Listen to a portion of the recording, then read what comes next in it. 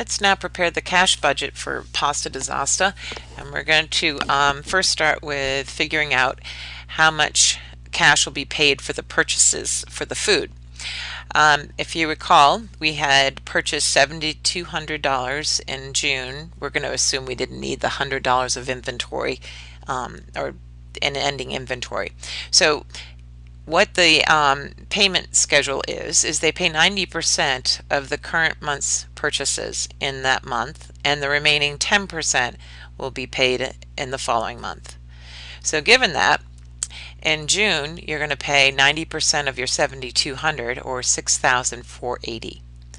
Now that means at the end of June we still owe 10%. So what you'll see on your balance sheet is accounts payable, and that's going to represent the 10% of the purchases that you hadn't paid for yet. So in other words, you'll have accounts payable of 720. Now that payable will be paid in July, and then it will show up on the July's cash budget or cash payments budget. And then also in July, though, you're going to pay 90% of July's sales.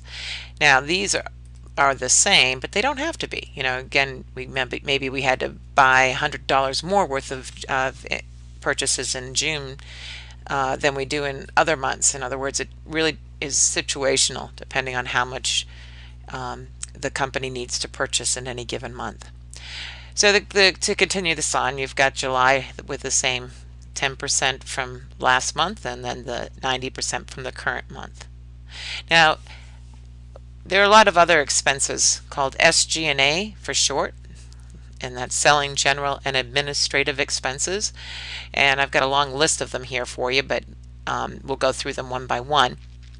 So to figure out how much we need to pay of our other expenses, what you do is you're going to take your $3,000 that you're going to pay for your employees, and there's nothing here mentioning that we aren't going to pay them all in the same month. In other words, there's not going to be any wages payable at the end of the month. I'd have to actually specifically tell you that. Likewise with the rent, we're going to pay all of it in the month of June for June's rent. Likewise for utilities of $1,000, insurance of $3,000, and advertising for $200.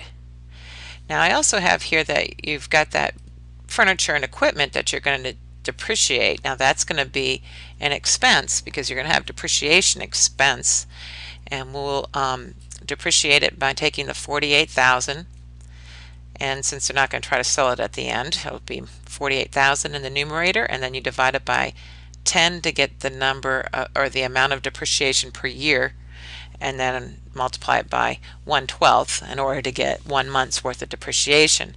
But I go through all that when it's not necessary actually for this budget, because depreciation is a non-cash expense. You're not going to write a check out for depreciation expense, and that's because previously when you bought the equipment and the furniture and equipment, you actually did pay $48,000, and that was under investing activities on your statement of cash flow. So you're not going to, again, you know, report the cash paid for depreciation.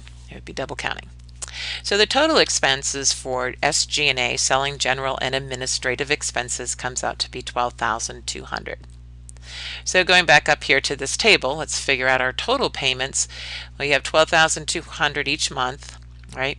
And then what we'd have to do is figure out, okay, how much is our total payments for June?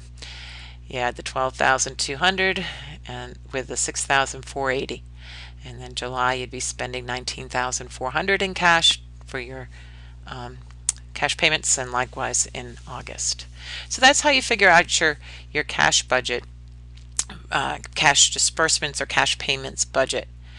And again, I want to point out that the purchases may vary each month, especially if you've got a business that's, say, cyclical, or it varies.